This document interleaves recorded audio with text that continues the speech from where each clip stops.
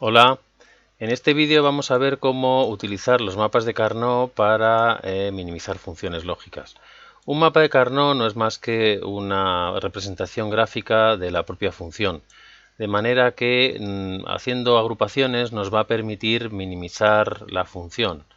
Minimizar la función de forma máxima, es decir, que la función quede expresada con el menor número de variables o de términos. Aquí tenemos una función f que, como veis, expresada de forma canónica como suma de productos es a por b más a por no b. La variable a no cambia en los dos sumandos, pero la variable b sí. Y cuando hacemos aquí factor común, vemos una propiedad del álgebra de Boole que nos va a permitir usar los mapas de Carnot. Y es que cuando sumo una variable con su variable negada, nos da siempre 1. Esto es así porque si b vale 1, entonces no b sería 0, y 1 más 0, 1, o al revés. Cuando b valiese 0, no b valdría 1 y 0 más 1, 1 también. Así es que, y esta propiedad propia de un álgebra binario, pues va a ser la que nos permita hacer los mapas de Carnot, digámoslo así. Esta función f, por supuesto, podría tener más variables aquí. Una variable c, estaría aquí sacado a factor común, aquí tendríamos una c y finalmente c por a. Fijaos entonces que esta función podría ser de tres variables, dos sumandos de tres variables, pero minimizada al final queda un solo término de dos variables. Las variables c y a en todos los términos que teníamos presentes no cambian, pero la variable b sí cambia, pasa de ser b a ser no b. Y esa variable, la que cambia, sabemos que es la que va a desaparecer al final. Y esta va a ser la propiedad que vamos a seguir al hacer los mapas. Un mapa al final, como digo, es simplemente una expresión de la propia función f, o sea que los valores de la tabla son los valores de f. Aquí tenemos la expresión de f en forma algebraica, estamos haciendo sumas de productos. Sabemos que para que f valga 1 basta con que las entradas a y b de uno de los términos valgan 1. O sea que basta con que este término valga 1 para que la función f valga 1, independientemente del resto. ¿Cuándo vale 1 este producto a y b? Pues cuando a valga 1 y b valga 1. Bueno, pues trasladamos este 1 de f a la tabla. Aquí cuando a valga 1 estamos en esta columna, cuando b valga 1 estamos en la última fila, por tanto este 1 nos estaría representando este término a por b. Siguiente sumando, cuando este término valga 1, independientemente del resto, f vale 1. ¿Cuándo va a valer esto 1? Pues cuando a valga 1 y b, como está negada, valga 0. La variable b negada, 0 negado me daría un 1, 1 por 1, 1. Bien, pues este término me dará una f igual a 1 cuando a valga 1, última columna, y cuando b valga 0. Entonces estamos representando este 1. ¿Vale? El resto de opciones de las entradas a y b me van a dar que la función es 0 y en ese caso estaríamos poniendo estas dos casillas. O sea que estos unos son la función f para estas dos entradas concretas. El resto, ceros. Bien, como veis aquí ya tengo dos unos y esos unos los voy a poder agrupar. Yo voy a seguir grupos de unos. Al agrupar esos dos unos, fijaos, ahora veremos las normas con un mapa de más variables, porque el mapa de dos variables no da mucho juego. Pero este grupo de dos unos, como vemos, hay una variable b que cambia en el grupo, pasa de 0 a 1. La variable que cambia de 0 a 1, ya sabéis, es la que desaparece. Así es que este grupo va a representar como función canónica, como función algebraica, la b desaparece y solo me quedará la a. La a, como veis, vale 1, con lo cual aparece sin invertir, sin negar. De modo que la función f, finalmente, según mi mapa, es simplemente, cuando esté minimizada al máximo, es igual a cosa que ya habíamos sacado de forma algebraica, ¿no? Pero es más rápido y más fácil utilizar un mapa para minimizar la función. Como digo, con dos variables no tenemos mucho juego, vamos a ver mapas de tres variables. Aquí tengo un mapa de tres variables y tengo una tabla de verdad de tres variables y los valores posibles que tendría esa función f. Primero voy a ver cómo colocar el mapa y cómo se construye el mapa. Como veis aquí tengo una variable a, que es la más significativa. En mi caso la he decidido colocar en filas, podría ser en otra posición. Entonces pongo el bit más significativo en filas y los otros dos en columnas. A puede valer 0 o puede valer 1, pero B y C tiene varias opciones. Sabéis además que en esta ordenación, en este código BCD, esta fila vale 0, ¿no? Sería el 0, esta fila vale el 1, está el 2, 0, 1, 0, esta sería el 3, el 4, el 5 aquí abajo, el 6 y el 7 cuando todos son unos. Vale. Cuando tengo dos bits, esa misma ordenación serían 0, 0, 0, 1, 1, 0 y 1, 1. Ya sabéis que este sería el 0, el 1, el 2 y el 3. ¿Cómo los coloco al colocarlos en columnas? Pues fijaos, empiezo con el 0, 0, luego paso al 0, 1, pero ahora aquí doy un salto, salto esa columna al 1, 0 y vuelvo atrás al 1, 1. ¿Por qué hago esto? ¿Por qué he dado ese salto? Pues la idea es que en cada cambio de columna, de una columna a la siguiente contigua, solo haya un cambio de bit. Fijaos, cuando yo cambio de esta columna primera a la segunda, solo me está cambiando este bit, que pasa de ser 0 a ser 1. El bit que representa la variable c. La variable c pasa de 0 a 1 cuando cambio de una columna a la contigua. La variable b, claro, queda en 0 y en 0. Siguiente cambio. Ahora este 1 se mantiene y el que cambia ahora es la variable b. O sea que aquí ahora la que cambia es b, que pasa de ser 0 a ser 1. Luego solo cambia un solo bit. En el siguiente cambio, de la tercera a la cuarta columna, veo que este 1, la variable b, queda igual y el que cambia solo es el bit de la variable c, que pasa de ser 1 a ser 0. O sea que esto me está garantizando este orden alterado, que sonará a otra codificación, que cuando yo cambio de una columna a otra solo cambia un bit. Eso es importante para poder ahora hacer agrupaciones con casillas contiguas.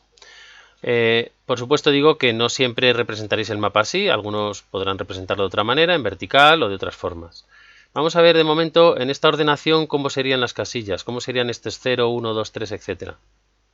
La primera entrada 0, 0, 0, que es el número 0 en decimal, sería esta casilla, ¿no? A 0, B y C 0, 0. Luego aquí tendría la casilla que corresponde a la posición 0 de mi tabla de verdad. La segunda, 0, 0, 1, sería aquí. A igual a 0, B y C 0, 1. Luego sería esta casilla, esta sería el 1. La tercera, 0, 1, 0, hemos hecho un salto, sería esta. Este sería el 2. 3, 4, 1, 1, 0, 0. El 4 sería esta. Siguiente sería el 5. De nuevo hago un salto. Aquí sería el 6, la séptima. Y aquí tendríamos el 7. O sea que estas filas del 0 al 7 estarían así colocadas en mi mapa de Carnot. Fijaos que el 7 es 1, 1, 1 y aquí tengo el 7 como 1, 1, 1. Si el mapa lo dibujo de otra manera, por ejemplo en vertical, pues igual, ahora veo que he puesto aquí los dos bits más significativos, el A y el siguiente B, así es que cuidado ahora la ordenación, el primero sería el 000, sería aquí, el 0, el 001 sería este, el 2, el 3, salto ahora, veis que he saltado y he vuelto atrás, salto, este sería el 4, el 5, el 6 y el 7, que como veis es la casilla 111, ¿vale? El C ahora es el bit menos significativo. Bueno, en cualquiera de las dos posiciones que os guste más estaría bien. En todo caso, algunos, cuidado, cuando coloquéis las variables A, B y C, donde colocáis a la más significativa y el resto.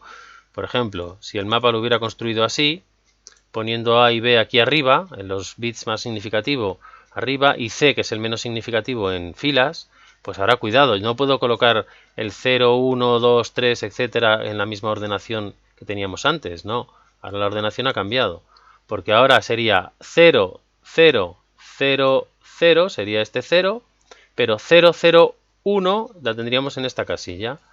Este sería el 0, 1, 0, el 2, 0, 1, 1, el 3, salto esta columna, ahora aquí sería el 4, el 5, el 6 y el 7 como siempre. Es decir que cuidado cuando colocáis el orden, tened cuidado en cómo habéis colocado las variables, los bits menos significativo o más significativo. Vale, me quito esto de en medio. Vamos a ver entonces qué representa cada una de las casillas de mi tabla, de mi mapa de Carnot respecto a la tabla de verdad. Recordad, el más significativo es A. Así es que esto sería las entradas 000, que sería esta primera fila, claro. La segunda fila 001 sería este, 001, la tercera 010, 011, que representa el 3 en decimal, el 4 sería el 100, 101, 1, 1, 0 y el 7 el 1, 1, 1. Bueno, estas mismas casillas las voy a expresar ahora como funciones A, B y C. Es decir, que si yo tengo en la función un 1 en algún sitio, ese 1 lo voy a poner aquí en la tabla. Para que un 1 con estas entradas esté en una casilla, por ejemplo, si yo tengo como entradas A0, B0 y C0, para que esas entradas me dieran un 1 en su producto A por B por C, obviamente los tres deberían ir negados, para que cuando metiéramos 0, 0, 0, al negarlos me daría 1, 1, 1 y el producto me da un 1. Y así con el resto. Aquí sería A negado, porque va con un 0, ¿veis? B es un 0 también, luego va negado, y C, que es un 1, va sin negar. Luego esta casilla representaría el término A negado, B negado, C. Esta sería A negado, B y C son 1, 1, no cambian. Y ahora A negado, B, que es un 1, no cambia, no se niega, y C, que es un 0, negado. Y aquí abajo, como vemos, estamos en la fila de A igual a 1, luego aquí la A no irá negada en ningún sitio, A, puedo colocar todas las A's. Y aquí ahora empezaríamos. B y C valen 0 ambas, pues ambas negadas. Aquí B vale 0, pero C vale 1. B y C valen ambas 1, luego sin negar. Y aquí B sin negar, C negada. O sea que cada una de estas casillas representaría como término algebraico esto. Si a mí me dan una función como esta, que tengo aquí abajo, o bien me dan su tabla de verdad, o bien me dan la función, me da igual. Por ejemplo, me podrían haber dado aquí en la tabla de verdad unos y ceros, por ejemplo, vamos a poner aquí, espera, vamos a ponerlo en negro. Aquí podríamos tener 0, 1, 0, 1, y luego aquí podríamos tener 1, 1, 0, 0, por ejemplo. Bueno, esa tabla de verdad la podemos llevar al mapa de Carnot o también podríamos llevar directamente una función lógica al mapa de Carnot. Esta tabla de verdad yo ya la he ordenado, sé que está aquí ordenada, entonces veo aquí los términos de entradas, veo que el primero sería el 0, 0, 0, sería esta casilla, es un 0, este sería un 0, perdón, esto sería un 0, la siguiente línea es un 1, ya sé que la siguiente está aquí, 1, la siguiente es un 0, 0, 1, ahora estoy aquí, estoy en este término ahora, el 4 es un 1, el 5 es un 1, el 6 es este 0 y esto sería un 1. Entonces me he construido el mapa poniendo ceros y unos. Lo cierto es que los ceros ni se pondrán ya porque andamos siguiendo unos, ¿no? Así es que estos ceros ni los dibujaré.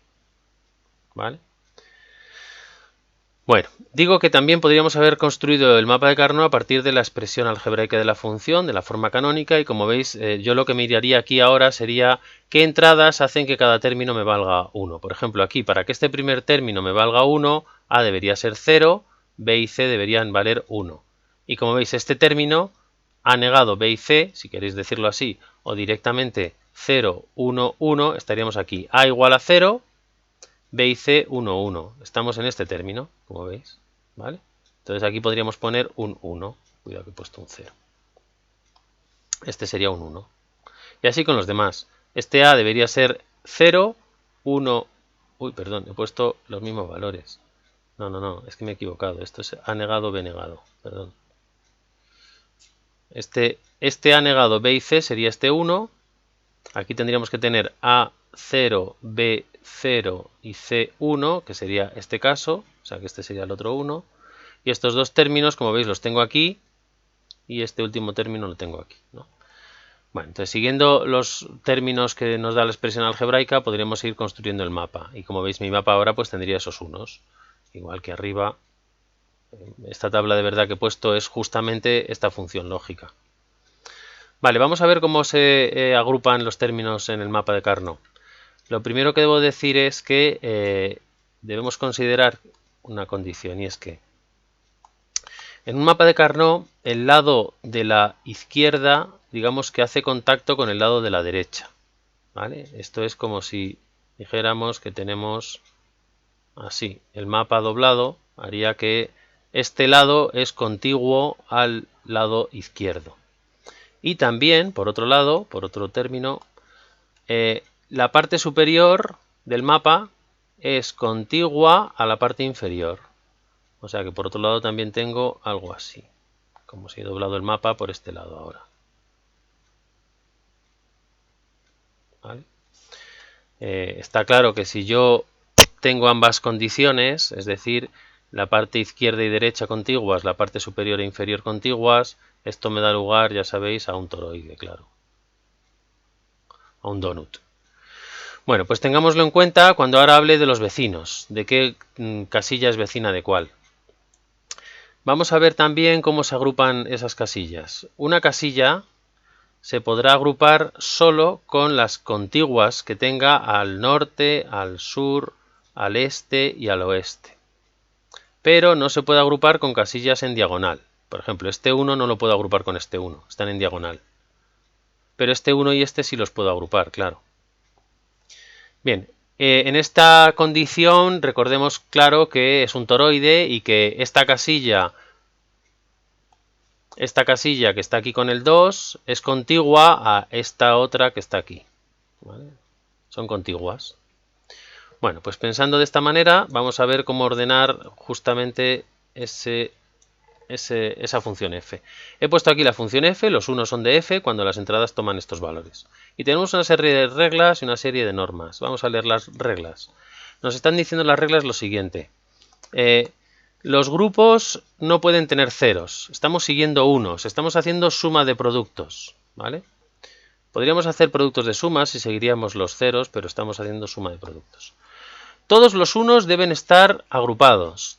No podemos dejar ningún uno que no esté sin agrupar al final. Incluso aunque haya un uno solo, bueno, pues tendremos que agruparlo como un grupo de un solo elemento. Los grupos que podemos hacer solo pueden ser potencias de 2.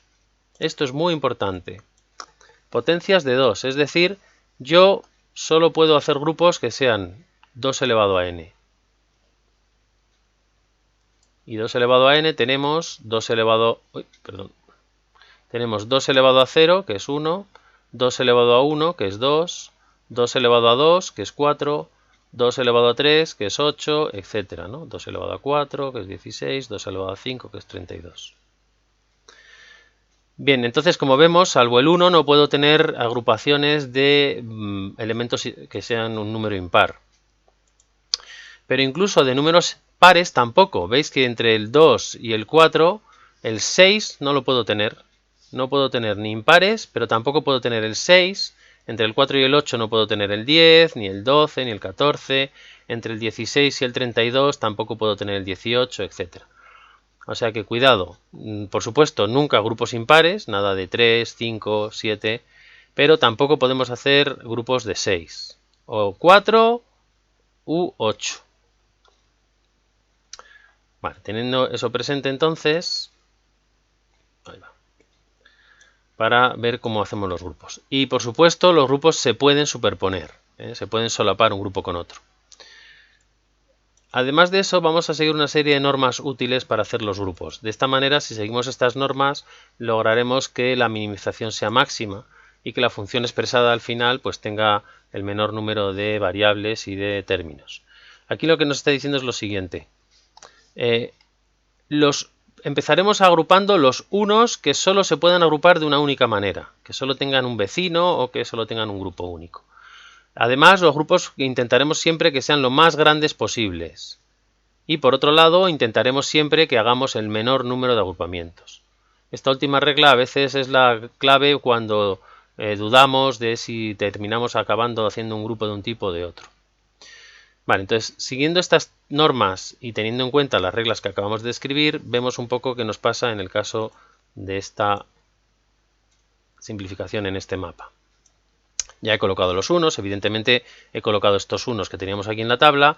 Aquí tendríamos un 0, que estaría aquí, 0, 1, luego este 0 estaría aquí, 0, 1, y así seguimos. 1, 1, 0, 1. 0, perdón. Vale, entonces vamos a agrupar. ¿Cómo podemos agrupar esto? Pues como veis aquí tenemos, solo podemos hacer grupos de 1 o de 2, 4 no sé, también podría ser grupo de 4 y no más. Vale, por ejemplo, podría agrupar estos dos unos, Vale, es una opción. Podría agrupar estos dos unos o podría agrupar estos dos unos. Vamos a intentar seguir un procedimiento sistemático para decidir cómo hacemos los grupos. Bueno. Nos dicen las normas que intentemos empezar por aquellos unos que solo tengan una opción de agruparse. Aquí, como vemos, por ejemplo, tenemos este 1 que se puede agrupar con su vecino del este o su vecino del sur. Este 1 también tiene una opción de agruparse con el que está a su norte o al que está a su oeste. Pero este 1 no. Este 1 no tiene ningún vecino aquí a su derecha, ni por debajo, ni por encima, que sería esta misma casilla. Solo tiene una opción de agruparse con este. Así es que podemos empezar con ese mismo y lo agrupamos con el de al lado. Este 1 me obliga a hacer este grupo. Vale, intentamos buscar otro 1 que tenga una agrupación única. Fijaos, este 1 también pasa lo mismo. Este 1 no tiene vecinos ni a su por encima de él, ni a su izquierda, que sería esta casilla en blanco, ni al sur de él, que sería esta casilla de arriba. Luego solo tiene una opción de agruparse con este vecino a su derecha. Así es que hacemos un grupo entre este 1 y este 1. ¿Vale? Hemos agrupado esos dos. ¿Debemos hacer ahora el grupo amarillo que hemos dicho antes? Es decir, ¿agrupamos ahora estos dos? Bueno, pues la tercera regla nos dice intentando hacer el menor número de agrupamientos, pero sin que se quede ningún uno de estar agrupado.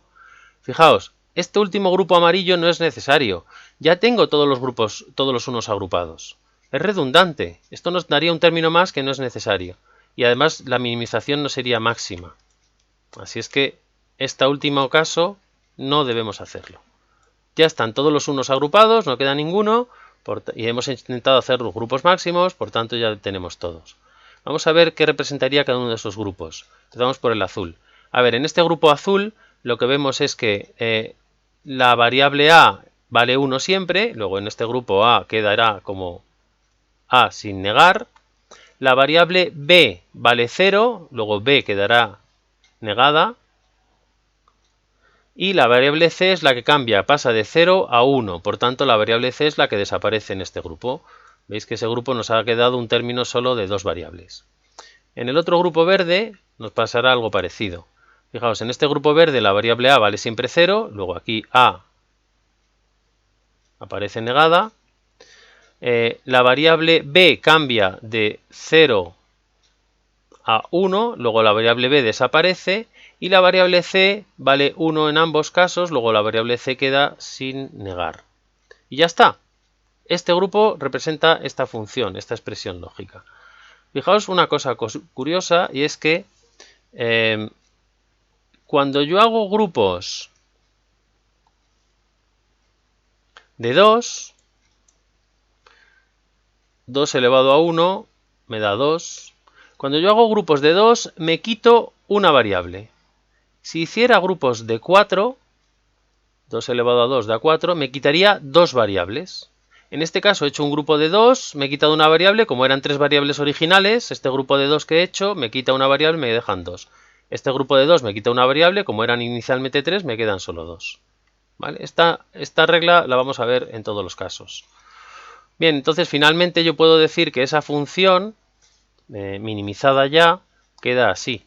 F es simplemente a no b más no a c. ¿Vale?